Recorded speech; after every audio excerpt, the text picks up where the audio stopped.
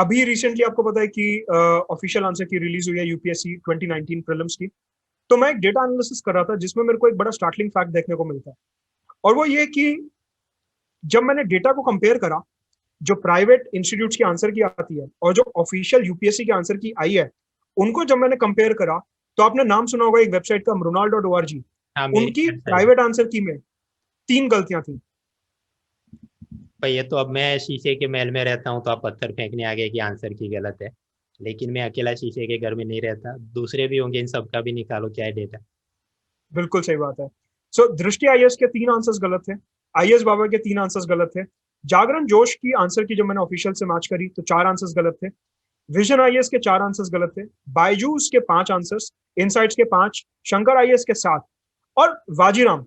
जब भी कोई एस्पिरेंट तैयारी शुरू करता है उसका कहीं ना कहीं एक माइंड प्रोसेस होता है कि मेरे को दिल्ली आके वाजीराम ज्वाइन करना है, उनके आंसर की में 9 आंसर्स गलत थे।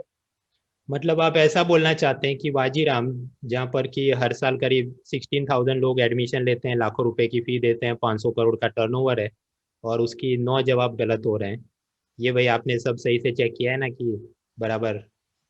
कि प्राइवेट आंसर की के जो आंसर्स थे उनमें डिस्क्रिपेंसी क्यों देखने को मिलती है 3 से लेकर 9 तक, कि कुछ में 3 गलत थे, कुछ में 9 गलत थे, ऐसी डिस्क्रिपेंसी क्यों देखने को मिलती है?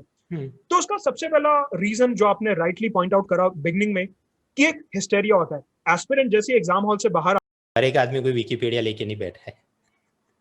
राइट, बिल्कुल सही बात है, और उसी को मैंने आगे डील भी करा अपने इसी प्रेजेंटेशन में कि इंस्टीट्यूट की। अब खैर ये तो ऑफिशियल आंसर की आई है और एक्सेल में मैच करने बैठे तो, बट इसका मतलब अब वो ऐसा तो नहीं था कि रियल एग्जाम या रियल सिचुएशन के अंदर लेके बैठे रहे और सही हो जाने वाला था, क्योंकि इंटरप्रिटेशन के हिसाब से जब यूपीएससी कुछ अलग सोच रहा है, हम अपने हिसाब से इंटरप्रिटेशन करते हैं तो कुछ गलतियां होती है। खैर जहाँ तक ये सब मुद्दे आपने बताए, इस पर मैं ये कहना चाहूँगा सभी स्टूडेंट्स को कि एग्ज़ाम आप दीजिए, एग्ज़ाम के बाद आप आंसर की भी सब इंस्टीट्यूट की देखनी चाहिए, बट ये जो एक माहौल रहता है कि आप अपने दिमाग में एक स्कोर बना लेते हैं और फिर कि ये स्कोर के हिसाब से जिसकी आंसर की में मेरा स्कोर बनेगा वही सही है करके 5-6 इंस्टीट्यूट लेके बैठे रहो और 2 हफ्ते तक एक दूसरे के साथ ऑनलाइन झगड़े करते रहो कि कौन सही कौन गलत, उस सब में टाइम वेस्ट मत करो। पहला, अगर आपको लगता है कि यूपीएससी का क्वेश्चन गलत है तो सिर्फ 7 दिनों के लिए वो लोग अपना ऑनलाइन पोर्टल में विंडो खुला रखते हैं जहाँ पर आप फरियाद कर सकते हैं।